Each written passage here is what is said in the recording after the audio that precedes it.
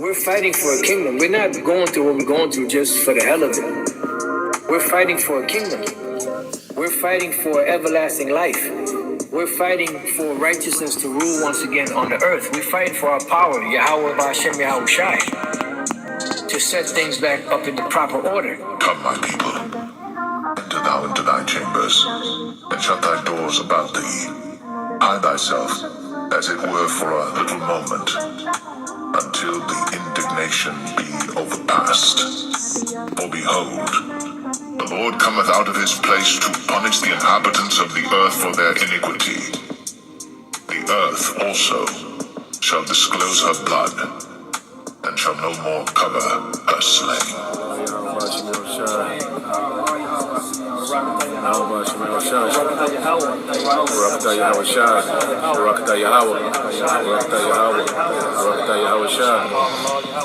Seeing then that all these things shall be dissolved, what manner of persons ought ye to be in all holy conversation and godliness, looking for and hasting unto the coming of the day of God, where the heavens being on fire shall be dissolved, and the elements shall melt with fervent heat. Nevertheless, we, according to his promise, look for new heavens and a new earth, wherein dwelleth righteousness. Wherefore, beloved, seeing that ye look for such things, be diligent, that ye may be found of him in peace, without spot and blameless.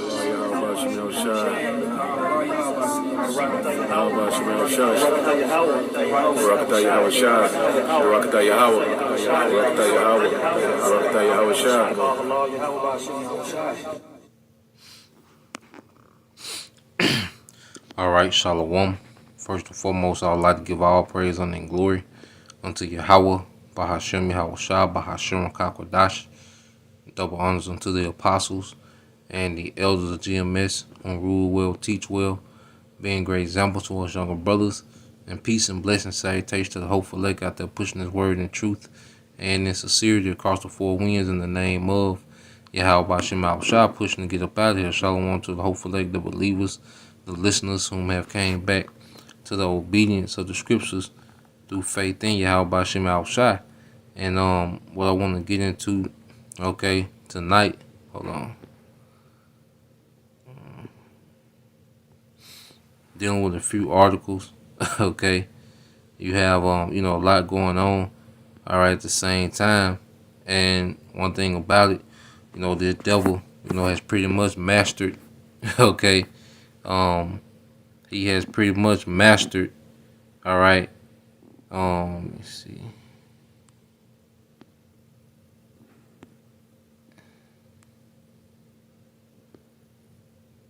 Wait, okay. Yeah, this man has pretty much mastered, all right, making things seem as if it's normal, when it's not. Okay, this man has pretty much mastered it, and a lot of people, are moving as if these are normal times. And one thing about it, America has been used to so much convenience, and this society, is so dumbed down with, entertainment. Okay, the music, is dumbing people down. The food, okay, the culture, okay. This is a very, disinformed culture.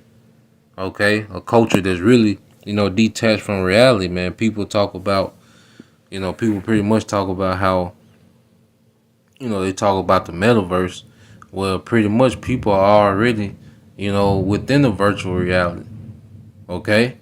People already live in a false, reality to the point, all right, that they have no clue of how the earth works, man. Okay, what's really going on in the earth, okay?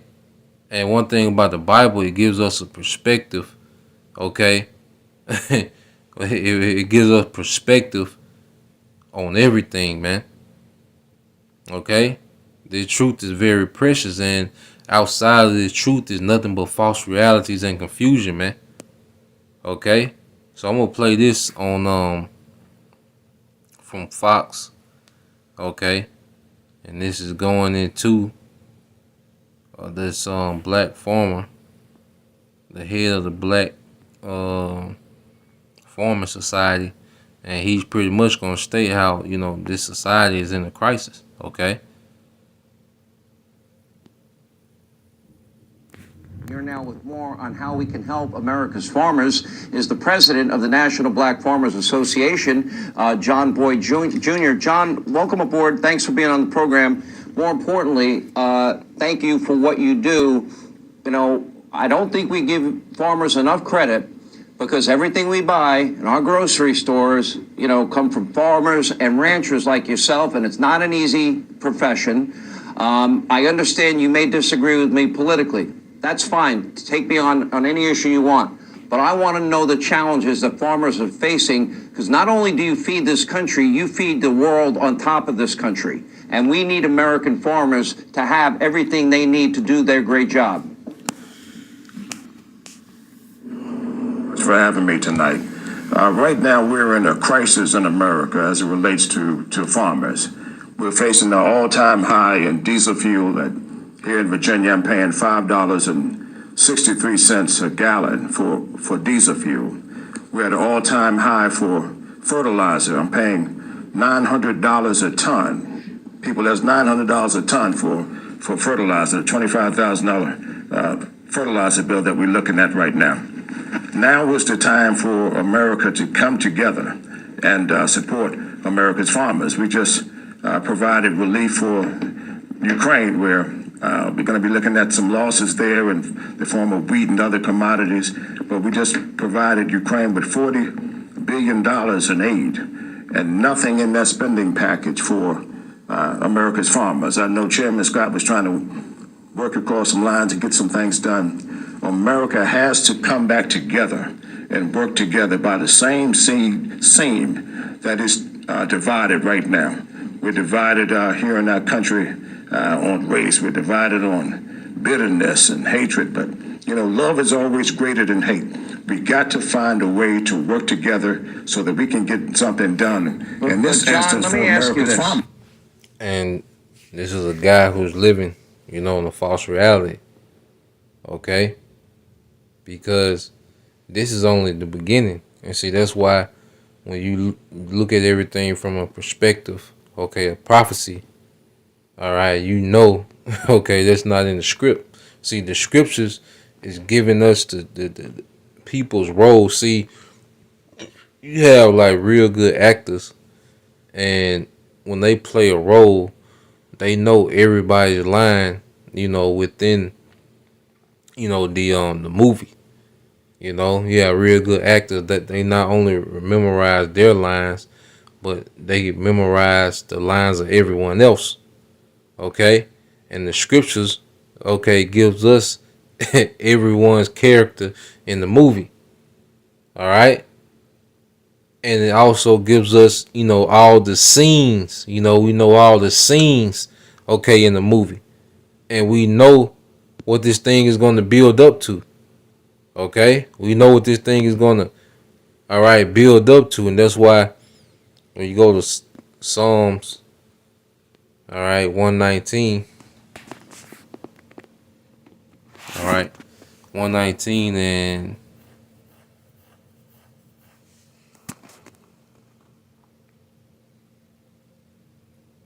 all right, this is the book of Psalms, chapter 119, and I started at 4. It says, "Thou hast commanded us to keep thy precepts diligently."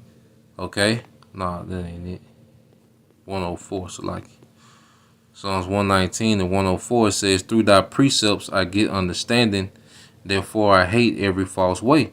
Okay? Through thy precepts I get understanding, therefore I hate every false way. And the precepts is giving us, the characters of the Most High's movie, including us, knowing that we're Israelites. And then it also gives us what, man? The prophecy, which paints the scenes within the movie.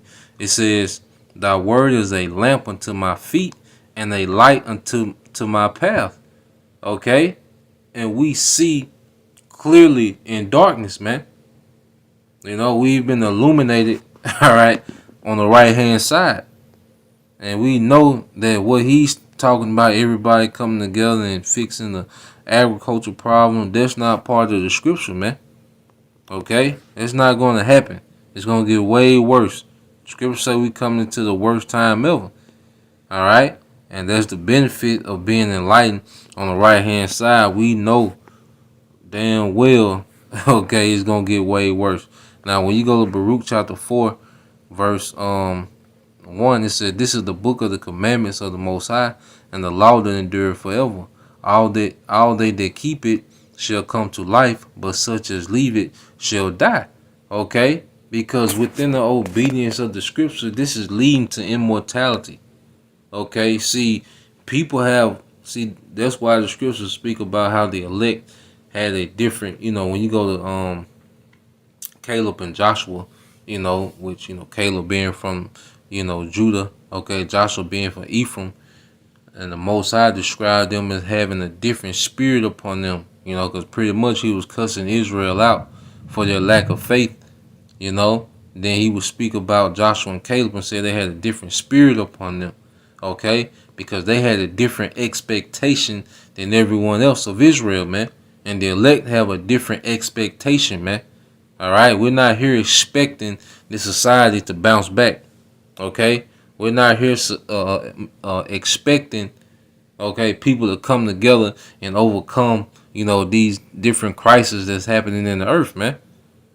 Okay, we look beyond this place, man, because within, all right, the gospel, there's immortality. There's a righteous rulership to come. The earth being restored to righteousness, man.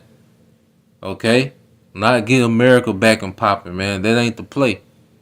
Okay? It said, "But such as leave it shall die." It says, "Turn thee, all right, O Jacob." It says, "Turn thee, O Jacob, and take hold of it. Walk, okay, walk in the presence of the light thereof, that thou mayest be illuminated." Okay? And we've been illuminated on the right-hand side. We can see through this darkness that Esau, Edom, has put in the earth through what? His deception, man. Okay? Let's go back to Psalms, all right? There's a few precepts in Psalms. When you go to Psalms 1, all right, Psalms 127, all right, Psalms 127 and 1, it says, "Except the Lord, Yahweh Shema shall build the house, okay, they labor in vain that build it. Except the Lord, Yahweh Shema shall keep the city, the watchman waketh, but in vain." Okay? Except the Lord keep the city, the watchman waketh, but in vain. All right? And this house of Esau, Edom, is finna crumble. You got Jacob there, begging for resources and supplies. It's over, man. All right? I'm going to let it play some more. You're going to keep begging. Esau even tried to change the subject on Jake. Jake went right back to begging, man. It's over with, Jake. You see, the tabernacle of David is being built in the earth, man. A righteous empire is being established in the earth, man. Okay? That's where this thing is headed to, man. You see, the true reset, the righteous reset, man. All right? Now, let's go from there and go back to it. Let it play a little more. Farmers. This is where maybe we part ways politically. And there's no hate in my voice here. There's frustration that I'm feeling. I'm frustrated. I'm frustrated that 2/3 of Americans are living paycheck to paycheck, and I believe that's unnecessary. Right. I believe giving up American energy independence was one of the dumbest things this country's ever done. Begging OPEC, right, begging Iran, begging Venezuela, that doesn't make sense to me. Maybe you agree with that. I don't. Fixing the supply chain and making sure that we have the fertilizer for hardworking farmers like you is unconscionable to me. You feed the entire country. Well, farmers are the last on the totem pole as far as getting recognition in this country. We may not need a doctor or a lawyer today, but every day we need an American farmer in this country to help feed this country. And we don't get the recognition that we need. And at this particular time, we're not getting the support that we need. You know, as African American Farmers, National Black Farmers Association, our members are waiting in for $5 billion in federal aid that we didn't get from last year. It's always the wait game. But the example that I was making, that we were able to swiftly provide Ukraine with $50 billion, and I'm not against helping that region of the country and the cost of the war and the effects of the war and all of those things. But we have to take care of those at home. Let me ask you this. I agree with you. It's America's farmers. I'm an America First guy, so you don't have to convince me. Can I ask you, what do you farm? How many acres do you farm? Tell me a little bit about what you do every day. Well, I've been farming for 39 years, and I raise corn, wheat, soybeans, 100 head of beef cattle. And I would like to say that I've urged the administration to move swiftly to provide aid to America's farmers. And what I said at the top of the show, we're at a crisis. And when we're in a crisis in America always finds a way to rise up over all of the obstacles that's in the front of us. And that's what we're going to have to do right now for America's farmers. If we don't do that, the people, have you been to the grocery store lately? I'm going to ask that question. Look at the prices in today's grocery stores. I go every week. They're going to continue to rise if we don't fix the problem. We have to be able to get our crops in the ground right now. And what the president was talking about, providing aid for double cropping and federal crop insurance. I've been farming for 39 years. If I have the choice between federal crop insurance and buying seed and fertilizer, I'm going to buy seed and fertilizer every time, people. Now is the time to move swiftly and to act precisely to get America's farmers the aid that they need and deserve to plant their crops on time. We have a 30-day window of opportunity to plant our crops this year. And anytime after that, any farmer can tell you it's a wish and die and a gamble after that, people. So we need the aid. Many of our black farmers right now don't have farm operating loans in place. And they didn't get the debt relief that we were supposed to get. And USDA is reporting these farmers as delinquent. So they're really struggling getting farm operating money. That's what we need. We as farmers need infrastructure. Corporate 500 companies haven't done enough to help America's farmers. Companies like John Deere, they should be cutting interest rates at this time for farmers. And Cargill and all these companies want to get bigger, but they don't tell us how they're going to help the American farmer here. I want to wish you, first, thank you and your fellow farmers for all the great work you do. Thank you very much. And I wish you the best. You feed all of us. You don't get enough credit for what you do. I appreciate you being with us and really shining a light on how bad this is. Thank you, John Boyd Jr. Appreciate it. Hey, Sean. Esau got tired of that nigga crying. Esau into this shit, like, nigga. God damn, you ain't tell me how many acres he had, nigga. Nigga said I farm wheat, goddamn corn, soybean, I got 100 head cattle. I need some help, goddamn. Alright, you through. And you know, he talked about how you know, he was speaking on how, you know, farmers are not recognized, which that's the truth. Because this is a society, you see, everybody knows, you know, Lil Durk, okay? Drake, alright? Goddamn Moneybag, Cardi, you know? Everybody knows the bios of these different athletes, you know? They know all these different things. They know Kim Kardashian new, you know, a boyfriend, whatever, and he old as hell with a boyfriend, okay? But, you know, people know all these things that don't matter, but people don't understand how the earth works. They just know it's going to be food at the grocery store, okay? They don't know anything about weather patterns, harvest season, planting season, okay? The you know, the transportation industry it takes for the food to get, you know, around the country, okay? What they call the food supply chain. People don't understand how these things work and don't care. All right, the scriptures speak about. Let's get it in Revelation. Because there's 50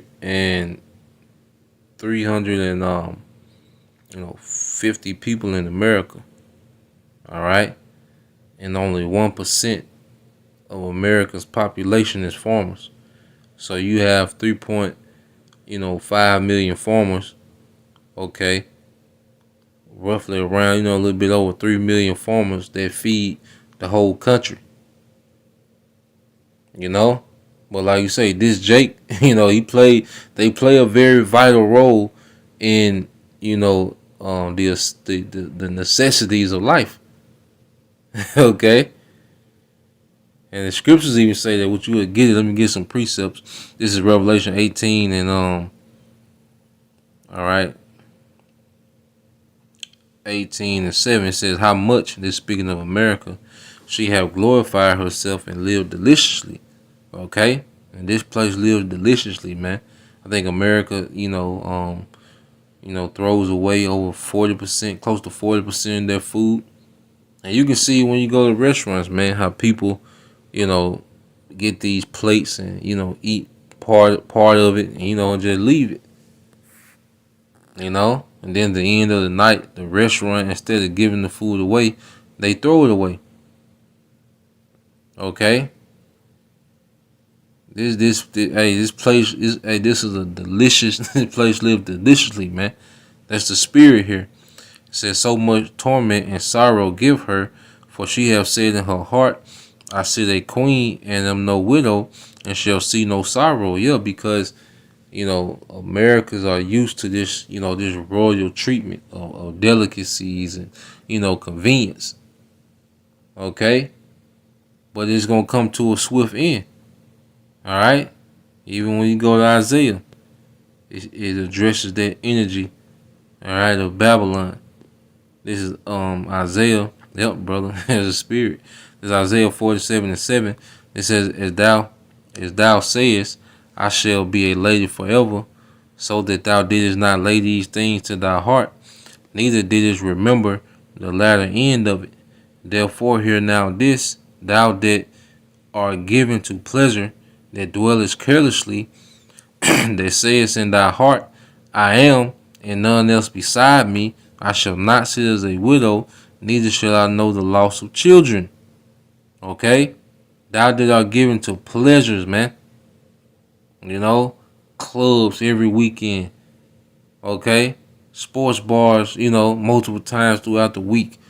Going to the actual games, and people that's all they think that it's going to be. They're stuck in their realm as if that's it. That's what existence is about. Okay? Because they don't understand the scripts. The script, man. Okay? They don't understand the next scene that's about to take place, man. Alright? And Yahweh Shema Shah has us getting into character for the next scene, man. Okay? Because when you go into the scriptures,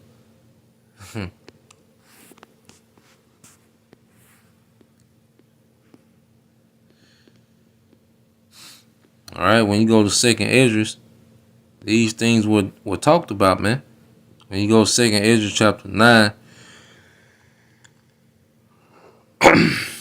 all right, verse 10, it says, behold, my people is led as a flock to the slaughter. I will not suffer them now to dwell in the land of Egypt, because out of all the people on earth, Esau Edom really has his target on Jake. There's the whole earth. He has snares and traps in the whole earth, but there's there's a special attention paid to Jake because all right, he understands who we are. Okay, but of the elect, okay, the elect are going to escape. It said, but I will bring them with a mighty hand and a stretched out arm, and smite Egypt with plagues as before, and will destroy all the land thereof. Okay? And will smite Egypt as plagues with before. And one of the main things that Yahweh Shema Shai struck Egypt with, where he was destroying their agriculture. When he turned the Nile River into blood, that was destroying their agriculture. Okay, when he started destroying their livestock, okay, the locusts, coming eating the crops, that was an attack on Egypt's agriculture, man. Okay, so he finna run it back. He's telling you, all right, verse 11. But I will bring them with a mighty hand and a stretched out arm. That's the elect, and their mighty hand and stretched out arm is Yahweh Shai, and smite Egypt with plagues as before, and will destroy all the land thereof. This whole land of America will be destroyed, man. Okay. Begging for resources and crying. The Esau, no, that nigga know exactly what he doing, man. Okay? Yes, he sent 50 billion to Ukraine and don't blink. Alright? Esau always steps over you niggas, man. Jake be like he's surprised. Okay? Esau always step over you niggas like Iverson did Tyrone Lue. Alright? He don't care. Then this is what he wants. Alright? But a lot of people gonna learn. It's gonna be a huge shock. Alright, this next scene that's coming up in the movie of Yahweh by Shema Shai is, just the scriptures say, men's hearts shall fail them for seeing what's happening on the earth, man. Okay? It says, Egypt shall mourn, and the foundation of it shall be smitten with the plague and the punishment that the Most High shall bring upon it. It says, they that till the ground shall mourn. And we just seen that. Jake was crying, man. Jake didn't want to answer no other question. Jake trying to see where that money, that they was promised. What a spending package for the black farmers, man. Jake was mourning. Okay? And it's gonna get worse. And it said,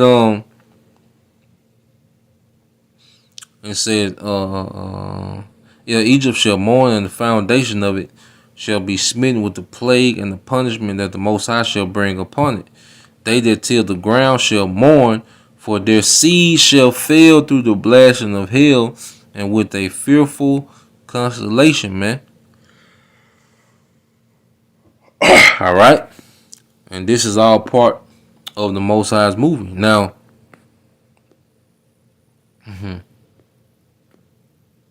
you go, let's go here, and it's all been done on purpose, man. Okay, watch how this devil is moving. Okay, now this is on Natural News. Now look at what he's doing. It says thousands of pounds of fresh avocados dumped in landfill as Australia accelerates global food destruction. Global food destruction. Now, it says a dumping site in Australia just received a truckload of perfectly good avocados, which were trashed there amid skyrocketing inflation and alleged food shortages. According to Jane D. La'a, a local resident of Atherton, located in the far north Queensland, the discarded mountain of fruit included tons and tons and tons of avocados going to waste. The only way to secure a profit, claim local farmers, is to trash the food rather than try to sell it, which they have apparently been doing continually as of late. Consequently, thousands of pounds of avocados have been left to rot rather than at least be donated to those in need. Now, what sense does this make, man? Okay? What type of sense does this make, man? Make that make sense. And see what's happening is Esau was paying these farmers not to farm. Okay? He's paying you pretty much, your full profit in the half, not the farm. Let's say you're a farmer that makes an average, of 1 million a year. That's how much you pretty much make off farming. Well, what he'll do, Esau give you 1.5, not the farm. Okay? And you have farmers doing things like this, man, because you can't make this make sense, man.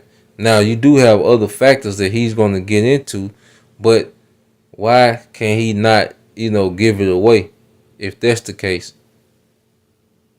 Because he's going to go into why.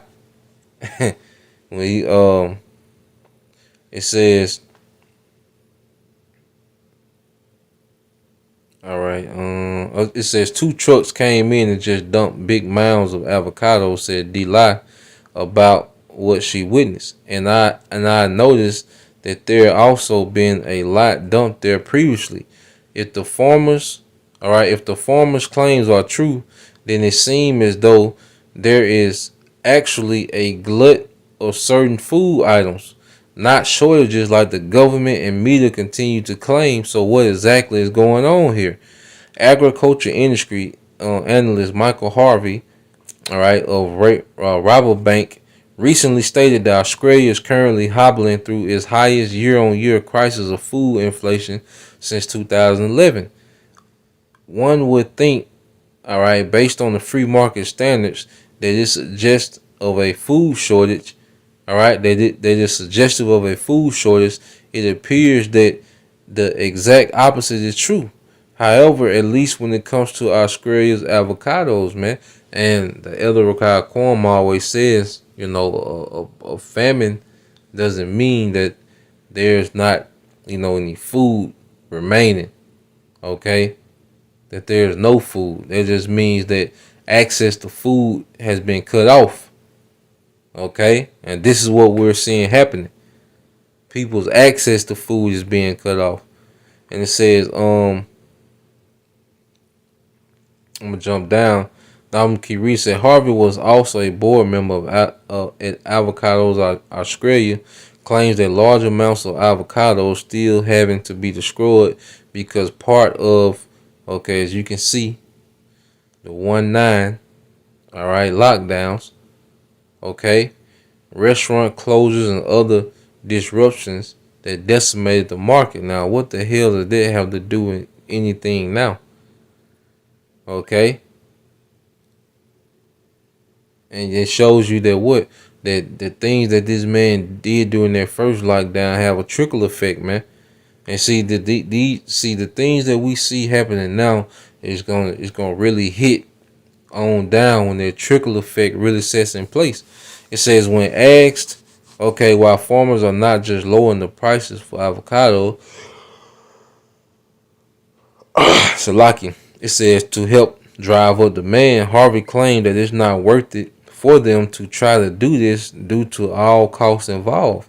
The cost of putting that stuff in a package, including the labor and the cost of packaging and the cost of transport, the reason why gas price is so high, is just not worthwhile, Harvey explained. It doesn't pay to put the money into packaging the fruit or to pay someone the freight cost to send it down to Brisbane, Sydney, or Melbourne. Okay? So, even with that being the factor, why couldn't he give it away? That wouldn't cost nothing. Because obviously you paid the trucks to go dump them somewhere. Okay? You can drive in, to the less fortunate side of town and, give those things away. Okay? Because they're being bought out and told what to do. Okay? Now, it's all being done on purpose, man. Okay? And this Esau Edom wants people on his knees begging for a solution, because of how severe, it's going to be. Okay? Now,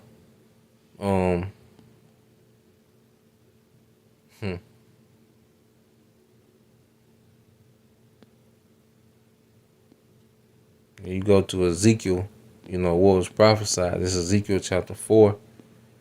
Okay. This is Ezekiel 4:16. It said, moreover, he said unto me, son of man, behold, I will break the staff of bread in Jerusalem. Okay, because who you think gonna suffer first, when the food shortages hit?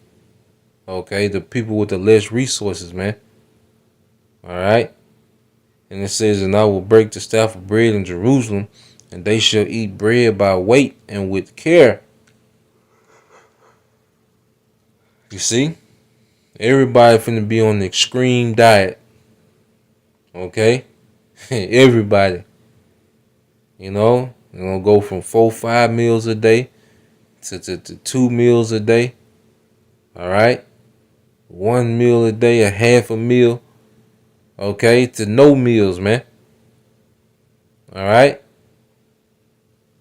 And it says, and they shall drink water by measure and with astonishment. And you hear a lot of talk about, rationing, government rationings, man. Because at the end of the day, it's all about Esau, Edom just having more control. He wants to be the Most High. He wants to have complete control, all right, over society, the people. That's why he wants to get inside you now. That's why all his solutions involve him getting inside you now. Okay, he want to take his control to a whole nother level. It said that they may want bread and water and be astonished one with another and consume away for their iniquity. Man, this is a punishment, man. That's why obedience is is key in these times, man. Obedience is key in these times. All right, now let's go from there. I want to read one more article, and they say the next lockdown, pretty much, all right, the HOW, the WHO, all right, the WHO will, all right, have full reign, and the government won't be able to get involved, man. Okay.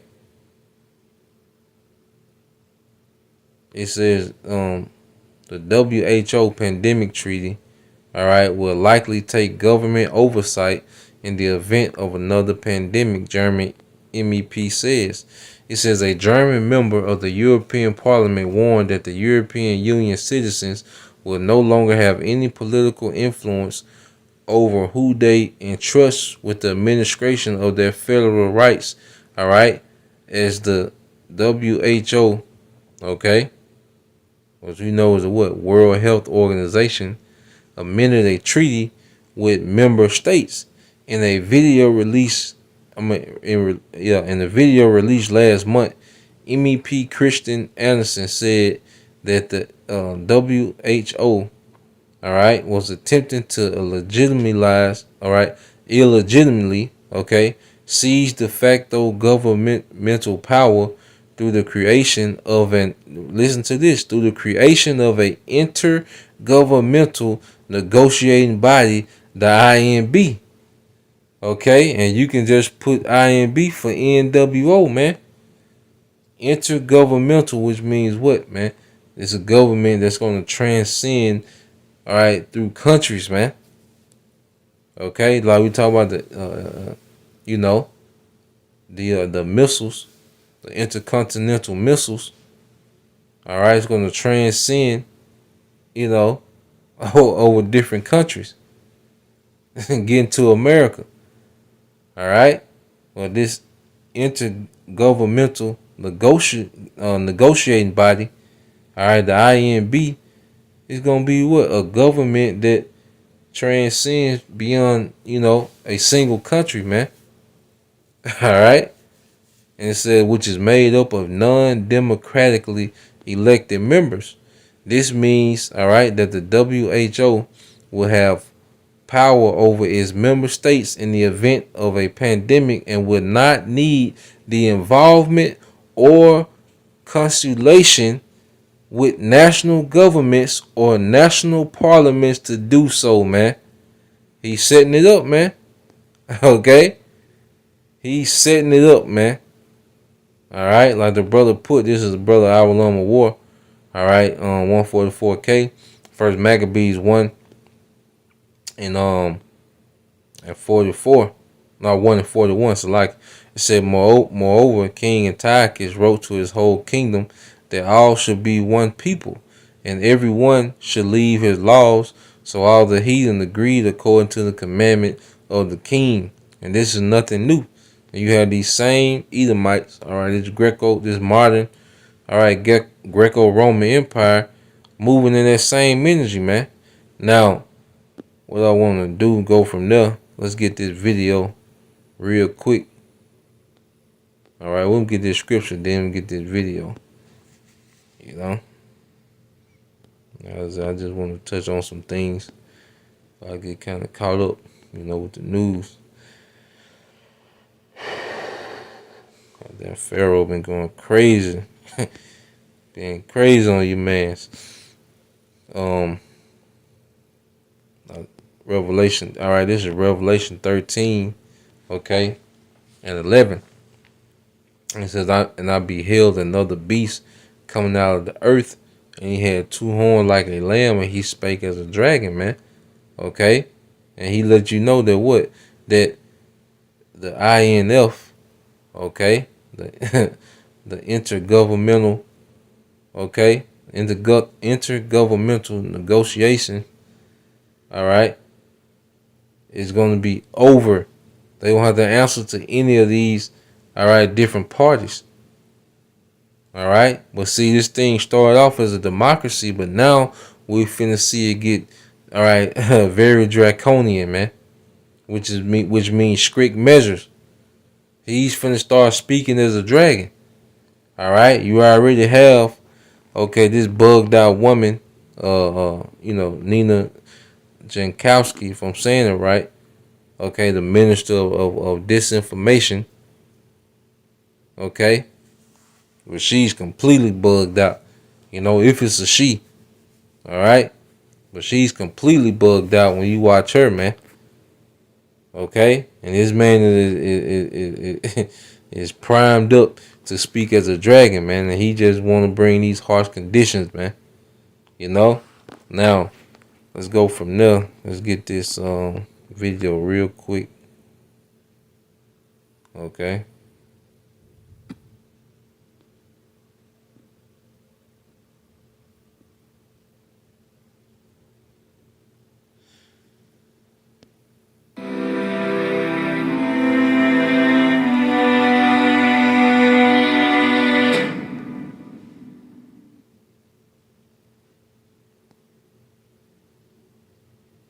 Hey guys, welcome to the second video of the Word Origin series.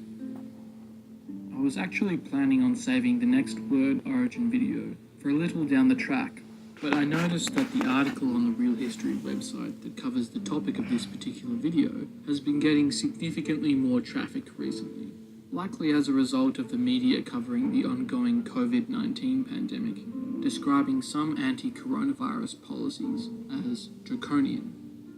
Since it's clear that a lot of people are wondering what draconian means and where the word came from, I figured I should make sure I have both an article and a video covering the topic. Anyway, with that out of the way, let's get to it. First things first. What does draconian actually mean in today's world? Well, the Oxford English Dictionary defines draconian as laws themselves or their application being excessively harsh or severe. Now, I'm sure that there are more than a few of you who thought the word must be somehow related to dragons. There's no point denying it. You can't hide from me. Unfortunately for everyone, there are no... Now watch how he gonna cut himself. You know, he gonna say that the word has nothing to do, you know, with dragons. Okay. But watch how he gonna cut himself, man. But then after that, he pretty much just gonna give, you know, some quick info, all right, on Draco, which was, you know, a Athenian lawgiver, you know, pretty much the father of democracy. Okay. dragons in this story. There is, however, an ancient Greek man by the name of Draco, whose name in Greek means dragon. So there is that. You see that? His name mean dragon, man. Okay? And it's gonna go into the harshness of his, his legislation. Alright? Which that's finna happen today through this dragon, man.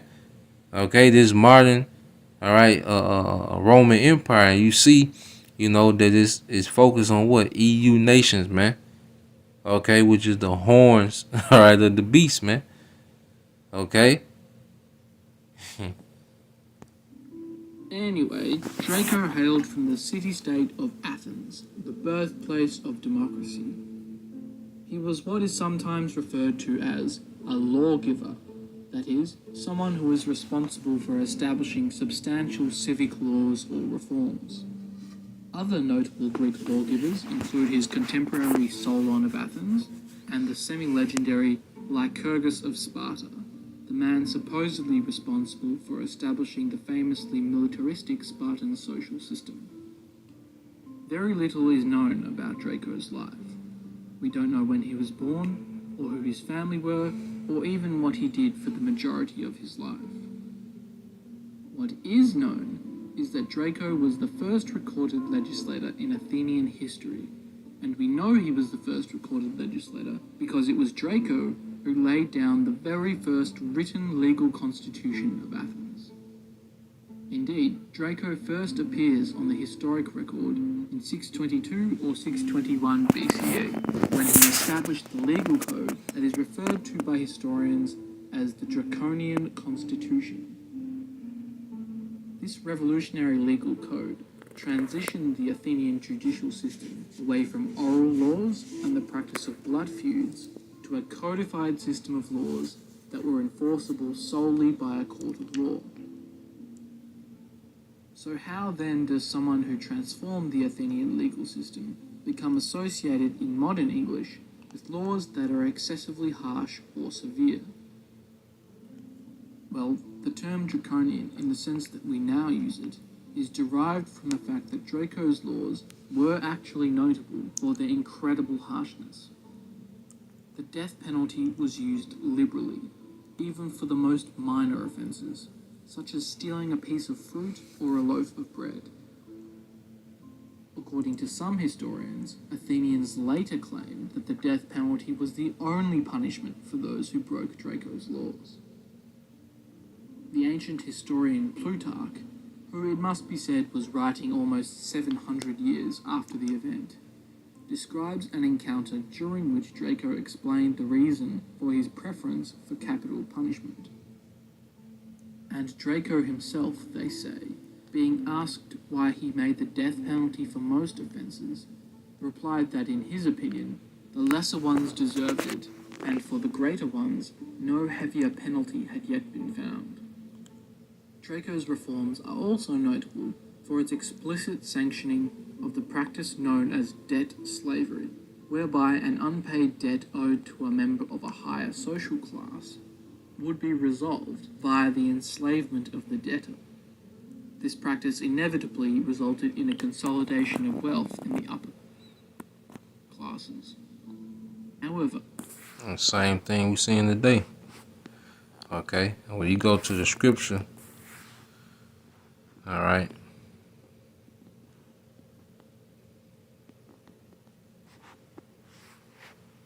Go Proverbs 22:7. Esau moves by this same thing today. This Proverbs 22:7 said, "The rich ruleth over the poor, all right, and the borrower is servant to the lender." And this is, the new whips and chains. Okay, is this debt? Okay, because once you're in debt, that means you have to, all right, work that debt off. And people spend their whole life with working off, paying off cars, houses, things. Okay, that's why he doesn't mind, all right, letting you get a mortgage and all these different things. Okay, because what does that do? That puts you in a lifetime of debt. All right, and the reason why, the masses go to work is because of what, man? These bills. Okay? If you took away these major bills, if people still knew, the masses knew how to build their own houses and live off the land, okay? And then have all these major bills, it wouldn't be no rush to go work for this man's, all right, system, man. Okay? That man still moves like this until this day. Okay? But play this. Yep. Despite its historic reputation for harshness, the Draconian Constitution was notable for one reform that is still an integral part of modern legal systems right down to the present day, 2,600 years later. Draco is the first known lawgiver to make a distinction between murder and involuntary homicide, with the difference being the innovative legal concept of intent.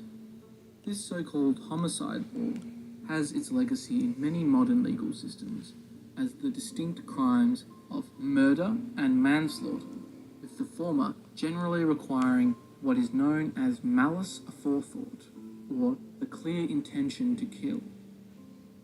Perhaps Draco's most enduring influence on Athenian democracy came in the form of the Council of 400, also known as the Bull, which was established in the Draconian Constitution, but is often incorrectly attributed to Solon about it.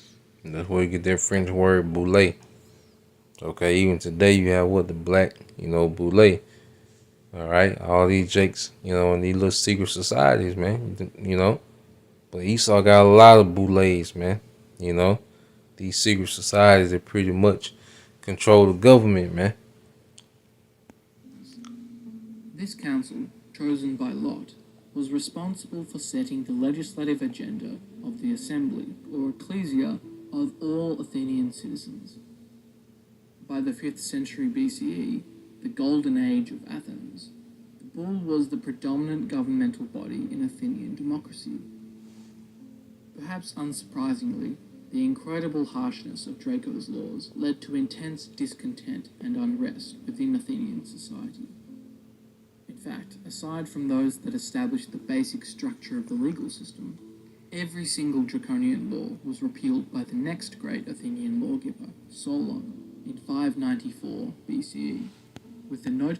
That's pretty much the point, just to get, a quick, history lesson on Draco, because that's what his thing is going, man.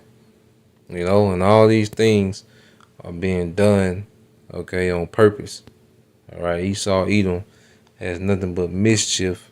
Okay, as the brother put, this is his brother sup with Yahushua. Psalms 10:7 says his mouth is full of curses, okay, and deceit and oppression. Under his tongue is mischief and wickedness, man. And it's just his legislation, man. The things he's getting ready to put in place. He wants to monitor people by AI. Man, he's really trying to charge people for future crimes and all right, and all these different things, man. His man, okay, is speaking smooth things, all right, on one hand, but he's setting up, all right, Draco in the left, man. Okay,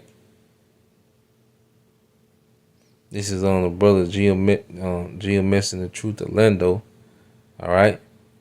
It's Ecclesiastes 7:7 says, surely oppression maketh a wise man mad, and a gift destroyeth the heart, and a lot of our people, are still so enchanted, like I say, by, all the perks, the convenience and different things that come with this society to where they don't care.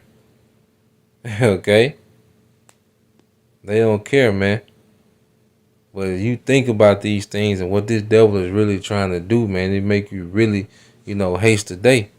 Verse 8, it says, Ecclesiastes 7:8, it says, better is the end of a thing than the beginning.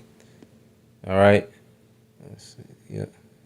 Than the beginning thereof, and the patient in spirit is better than the proud in spirit.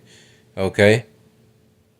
And we wait on the on the end of this thing, the end of this man's society. And, before he do that, he's prophesied to wild out. That's why it's good to, fully understand, all right, what's going on according to the scriptures. You see, no other book puts you on all the game like the scriptures, man. But see, it's an honor, man, because this book is everywhere. Everybody have access to these apps, all these churches, but the true understanding of the book, all right, has been given to his hopeful elect in these times, man. And we can fully understand, all right, what's going on in the earth. Okay? This is John 8 and 12. It said, Then spake Yahushua again unto them, saying, I am the light of the world.